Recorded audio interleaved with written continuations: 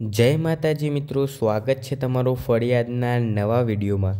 તો મિત્રો, આજે આપણે તાજા સમાચારોની વાત કરીશું, જેમાં લોન માફ કરવાની નવી જાહેરાત પણ બહાર પાડવામાં આવી છે। તો લોન માફ કરવાની વાતમાં આપણે તેનું રજિસ્ટ્રેશન કેવી રીતે કરાવવું અને તેમાં કયા કયા ડોક્યુમેન્ટની જરૂર પડશે તેની પણ સંપૂર્ણ માહિતી તમને આજના આ વિડીયોમાં જોવા મળશે। અને મિત્રો, રેશન કાર્ડ ધારકો માટેના ફાયદા પણ તમને આજના આ વિડીયોમાં જણાવીશું। અને 19મા હપ્તાને લઈને પણ આજના આ વિડીયોમાં વાત કરેલી છે અને મહિલાઓ માટે પણ અલગ અલગ યોજનાની વાત છે। અને મિત્રો, વિદ્યાર્થી અને વાલીના અપર આઈડી કાર્ડ કેવી રીતે બનાવવું અને તેનું રજિસ્ટ્રેશન કેવી રીતે કરાવવું તેની માહિતી, સંપૂર્ણ માહિતી તમને આજના આ વિડીયોમાં જોવા મળશે। તો આ બધા જ સમાચાર સાંભળવા માટે તમે વિડીયોમાં અંત સુધી બન્યા રહેજો। અને વિડીયો પસંદ આવે તો વિડીયોને લાઇક કરજો અને ચેનલ પર નવા હોય તો ચેનલને સબસ્ક્રાઈબ કરજો અને કોમેન્ટમાં જરૂરથી જણાવજો। જો કોઈ પ્રશ્ન હોય તો કોમેન્ટમાં જરૂરથી જણાવજો મિત્રો। તો મિત્રો, પહેલાં આપણે એટીએમમાંથી પૈસા ઉપાડવાના નિયમોની વાત કરીએ, જેમાં એટીએમમાંથી કેશ ઉપાડવાના નિયમ બદલાવા જઈ રહ્યા છે। તો મિત્રો, એટીએમમાંથી કેશ ઉપાડવા માટેના નિયમોને બદલવામાં આવી રહ્યા છે। તો તે નવા નિયમો કયા પ્રમાણે છે તે બધી જ માહિતી તમને આગળના વિડીયોમાં જોવા મળશે। તો નવા નિયમ પ્રમાણે હવે દેશભરમાં પસંદગીના એટીએમમાં રોકડ ઉપાડી શકાશે। કેવી રીતે કામ કરશે આ સુવિધા? જો તમે એટીએમમાંથી પૈસા ઉપાડો છો પરંતુ નિર્ધારિત સમય, મોટાભાગે 15 થી 30 સેકન્ડમાં પૈસા કલેક્ટ નથી કરતા, તો એટીએમ મશીન તે રકમ પાછી જતી રહેશે। પછી તે સુનિશ્ચિત કરવામાં આવે છે કે આ રકમ તમારા ખાતામાં ફરીથી જમા થઈ જાય। આ પગલું ગ્રાહકોની સુરક્ષા અને છેતરપિંડી રોકવા માટે લેવામાં આવ્યું છે અને બેંકોને એટીએમ મશીનો અપગ્રેડ કરવા પણ કહેવામાં આવ્યું છે। તો મિત્રો, નિર્ધારિત સમય 15 થી 30 સેકન્ડ છે। જો તેનાથી વધારે સમય લાગશે તો આ કેશ પાછું એટીએમમાં જતું રહેશે, પરંતુ સુનિશ્ચિત પણ કરવામાં આવ્યું છે કે તે રકમ તમારા ખાતામાં જમા થઈ જશે। આ ગ્રાહકોની સુરક્ષા માટે એક સરકાર દ્વારા બહુ મોટો નિર્ણય લેવાયો છે। તો તમે હવેથી ઝડપથી પૈસા ઉપાડવાનો આગ્રહ રાખશો। તો મિત્રો, બીજા સમાચાર છે જેમાં રેશન કાર્ડ ધારકો માટે ખુશ ખબર છે કે જેમાં KYCને લઈને રાજ્યભરના નાગરિકો માટે રાહતના સમાચાર સામે આવ્યા છે। જેમાં રેશન કાર્ડ ધારકોને KYC વગર પણ અનાજ મળતું રહેશે તેવી સ્પષ્ટતા પુરવઠા મંત્રીએ કરી છે। KYC બાકી હશે તો પણ રેશન કાર્ડ ધારકોને અનાજ મળતું રહેશે। આજે પુરવઠા મંત્રી કુંવરજી બાવળિયાએ સ્પષ્ટતા કરી છે। તો મિત્રો, તમારે હવે KYC બાકી હશે તો પણ તમને અનાજ જે ત્રિરાશી સરકાર દ્વારા મળતી હતી તે મળવાની ચાલુ જ રહેશે। તો મિત્રો, ગુજરાતના 72.51 લાખ રેશન કાર્ડ ધારકો માટે મહત્વપૂર્ણ નિર્ણય। રાજ્ય સરકાર ગરીબોને આપવામાં આવતું અનાજ હવે પેકેટમાં આપશે, જેમાં કેટલીક ફરિયાદ સરકાર તરફથી આપવામાં આવતા અનાજની ક્વોલિટીને લઈને મળી છે। રાજ્ય સરકારને ગરીબોને આપવામાં આવતા અનાજમાં કોઈપણ પ્રકારની મિલાવટ ન થાય અને ગુણવત્તાયુક્ત અનાજ મળી રહે તે માટે મહત્વપૂર્ણ પગલું લેવામાં આવી રહ્યું છે। અને મિત્રો, તમને જણાવી દઈએ કે હવે વારંવાર KYCની ઝંઝટ ખતમ થઈ ગઈ છે, જેમાં Aadhaar card, bank, ration, mutual fund, PAN card વગેરે દરેક જગ્યાએ KYCની જરૂર પડે છે। ત્યારે સરકાર દ્વારા CKYC જાહેર કરવામાં આવ્યું છે, જેમાં 14 આંકડાનો નંબર હશે જે વોલેટ જેમ કામ કરશે, જેમાં તમારા દરેક ડોક્યુમેન્ટ હશે। જ્યારે જરૂર પડે ત્યારે એ નંબર આપી સરળતાથી દરેક જગ્યાએ CKYC કરાવી શકશો। તો મિત્રો, હવે તમારે દરેક જગ્યાએ KYC કરાવવાની ઝંઝટ ખતમ થઈ ગઈ છે અને તમારા માટે સરકાર દ્વારા CKYC બહાર પાડવામાં આવ્યું છે। હવે મિત્રો, 19મા હપ્તાને લઈને આપણે વાત કરીએ, જેમાં ભારત સરકારે શરૂઆતથી અત્યાર સુધીમાં 18 હપ્તાઓમાં રૂપિયા 3.46 લાખ કરોડનું વિતરણ કર્યું છે। સરકારે એક પ્રશ્નના જવાબમાં જણાવ્યું હતું કે આવકવેરો ચૂકવનાર ઉચ્ચ આવક જૂથ, સરકારી કર્મચારી વગેરેને કારણો સાથે અયોગ્ય હોવા એવા ખેડૂતો પાસેથી સંબંધિત રાજ્ય સરકારો દ્વારા દેશભરમાં અયોગ્ય લાભાર્થીઓ પાસેથી અત્યાર સુધીમાં કુલ 335 કરોડ રૂપિયા વસૂલ કરવામાં આવ્યા છે। અહેવાલો અનુસાર PM કિસાન યોજનાનો 19મા હપ્તાની રકમ ફેબ્રુઆરી 2025ના પહેલા સપ્તાહમાં ખેડૂતોના ખાતામાં ટ્રાન્સફર કરી શકશે। તો મિત્રો, સરકારે ફેબ્રુઆરી 2025 પહેલાં સપ્તાહમાં ખેડૂતોના ખાતામાં ટ્રાન્સફર કરવાનો એક નિર્ણય ઉઠાવ્યો છે, જેમાં 2019મો હપ્તો તમારે ફેબ્રુઆરી 2025 પહેલાં તમારા ખાતામાં આવી જશે. તો તે કેવી રીતે લેવો અને તેમાં કયા કયા ડોક્યુમેન્ટની જરૂર પડશે અને તેનું રજિસ્ટ્રેશન કેવી રીતે કરાવવું, તેના માટે અમે અમારી ચેનલ પર પ્રથમ વિડીયો નાખીશું, તો તે જોઈ લેવું. તો મિત્રો, સરકાર દ્વારા એક બીજી પણ મોટી અપડેટ આવી રહી છે, જેમાં 2025થી 1.5 લાખ તાત્કાલિક સહાય મળવાની છે. માર્ગ અકસ્માતમાં ઘાયલ થયેલા લોકોને હવે મફત સારવાર મળશે. નવા વર્ષ 2025થી સમગ્ર દેશમાં મફત સારવારની યોજના લાગુ કરવામાં આવશે. કેન્દ્રીય માર્ગ પરિવહન અને રાજ્યમાર્ગ મંત્રી નીતિન ગડકરીએ પોતે આ માહિતી આપી છે. ગડકરીએ ગુરુવારે લોકસભામાં કહ્યું હતું કે આ યોજના ઉત્તર પ્રદેશમાં આ મહિનાથી લાગુ કરવામાં આવશે. આ યોજના હેઠળ અકસ્માતનો ભોગ બનેલા વ્યક્તિને સારવાર માટે 1.5 લાખ રૂપિયા સુધીની તાત્કાલિક સહાય આપવામાં આવશે. હાલમાં કેન્દ્ર સરકાર દ્વારા 6 રાજ્યોમાં પાયલોટ પ્રોજેક્ટ તરીકે મફત સારવારની સુવિધા ચલાવવામાં આવી રહી છે. 2025થી આખા ભારતમાં લાગુ કરવામાં આવશે આ યોજના. તો મિત્રો, સરકાર દ્વારા એક મોટી અપડેટ બહાર પાડવામાં આવી છે, જેમાં માર્ગ પર આકસ્મિક રીતે અકસ્માતથી ઘાયલ થયેલા લોકોને હવે 1.5 લાખ રૂપિયાની તાત્કાલિક સહાય મળવાની છે. તો મિત્રો, આધાર કાર્ડ માટે પણ એક ખુશ ખબર આવી છે, જેમાં સરકાર દ્વારા એક નવો નિર્ણય લેવાયો છે, જેમાં આધાર અપડેટની જે તારીખ હતી તે લંબાવવામાં આવી છે. તો મિત્રો, તમને જણાવી દઈએ કે નવા નિયમો હેઠળ નાગરિકોએ 10 વર્ષે આધારમાં તેમની માહિતી અપડેટ કરવી પડશે. કેન્દ્ર સરકારે દેશભરમાં આધાર કાર્ડ ગ્રાહકોને મોટી રાહત આપી છે. સરકારે ફરી એકવાર મફત આધાર અપડેટ કરવાની તારીખ લંબાવી છે. મફત આધાર અપડેટની તારીખ 14 ડિસેમ્બર 2024 હતી, જે હવે વધારીને 14 જૂન 2025 કરવામાં આવી છે. તો મિત્રો, 14 ડિસેમ્બર 2024ની જગ્યાએ હવે સરકાર દ્વારા 14 જૂન 2025 તારીખ કરવામાં આવી છે. તો તમે પણ ઝડપથી જઈને આધાર અપડેટ કરાવી લો.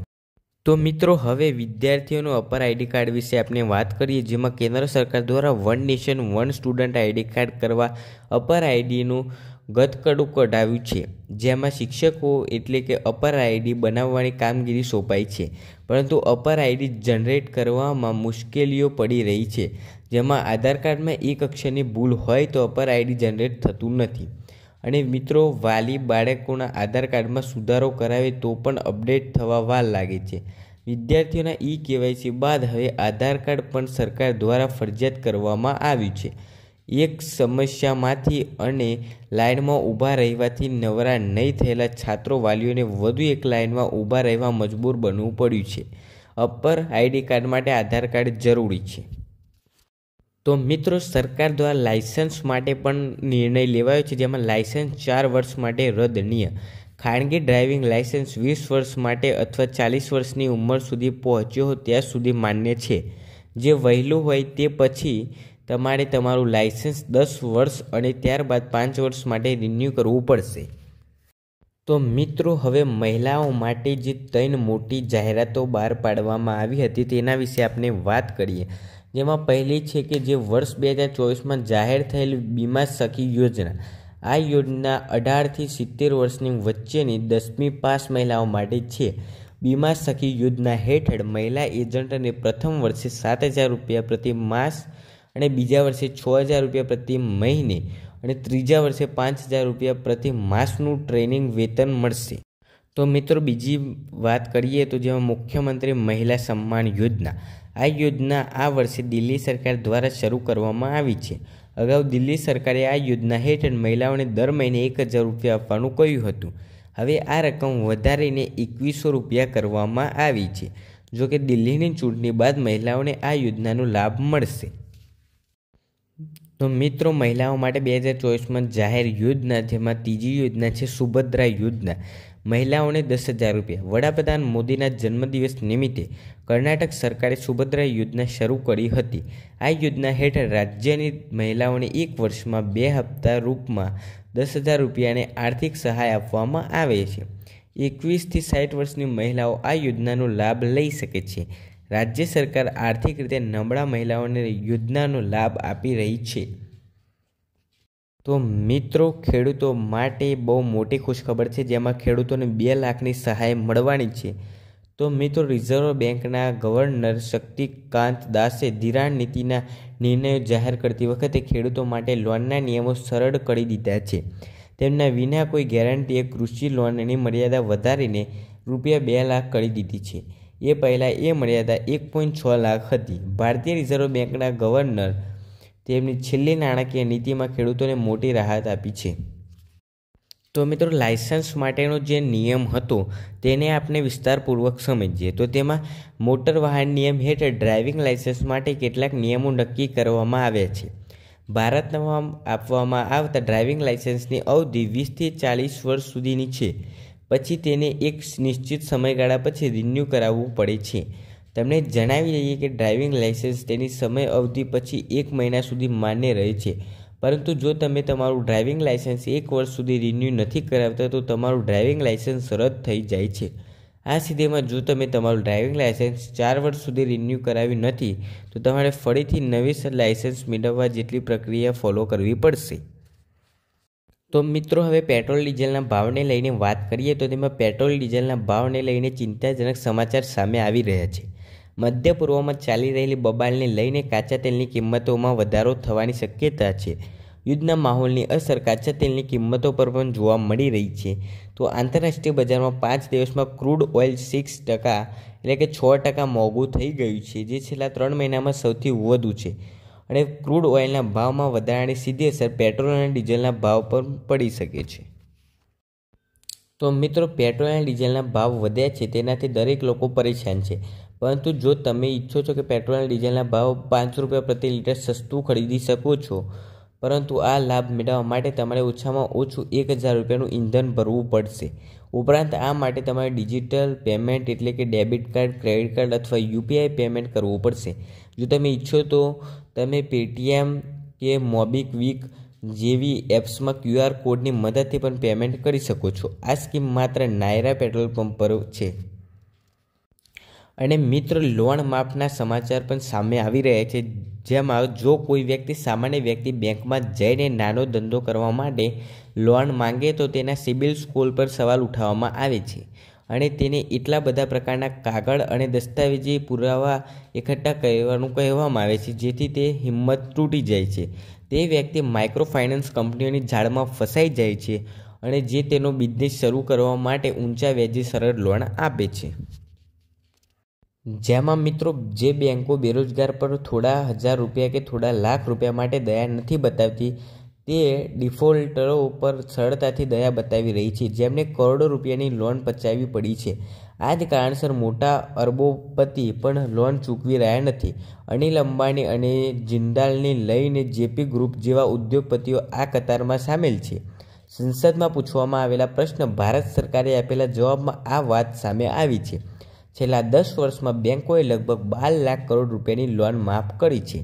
સરકારી બેંકોએ આ રકમમાં અડધાની વધુ રકમ માફ કરી દીધી છે. અને મિત્રો, તારીખ 18/12/2024ના ખેડૂતના સમાચાર. આવનારા દિવસોમાં તડપડતી ઠંડીના રાઉન્ડ યથાવત રહેશે. કપાસના ભાવમાં મંદી યથાવત મળે ₹10નો ઘટાડો, ₹1420 એવરેજ ભાવ અને CCI દ્વારા કપાસની ટેકાની ભાવે ખરીદી કરવામાં આવશે તો બજારને ટેકો મળશે. કાળા તલમાં એક સાથે મોટી તેજી, મળે ₹100 થી ₹150નો વધારો. સારી ક્વોલિટીના ઊંચા ભાવ ₹47 સુધી પહોંચ્યા છે. તો મિત્રો, આજની તારીખ એટલે કે 22/12/2024ના ખેડૂતના સમાચારની વાત કરીએ તો તેમાં સરકાર દ્વારા ડુંગળીમાં 20% તો ખરીફ આખરની નવી ડુંગળીના ભાવ જળવાઈ રહેવાના ચાન્સ છે. જેમાં મહુવા યાર્ડમાં લાલ ડુંગળી 65,000 થેલાના વેપારમાં 150 થી 650ની સપાટીએ ભાવ. સફેદ ડુંગળીમાં આવક 28,258 થેલાની આવક સામે બજાર ઘટીને 221 થી 476ની સપાટીએ. ચનાનું વાવેતર વધ્યું એવા અહેવાલો આવતા ભાવમાં ઘટાડો. તો મિત્રો, તમને આ સમાચાર કેવા લાગે તે અમને કોમેન્ટમાં જરૂરથી જણાવજો. અને વિડીયો પસંદ આવ્યો હોય તો વિડીયોને લાઈક કરજો અને ચેનલ પર નવા હોય તો ચેનલને સબસ્ક્રાઈબ કરજો. અને કોઈપણ પ્રકારનો પ્રશ્ન હોય, કોઈપણ યોજનાનો કોઈપણ પ્રકારનો પ્રશ્ન હોય તો અમને કોમેન્ટમાં જરૂરથી જણાવજો. મળીએ બીજા વિડીયોમાં. ધન્યવાદ.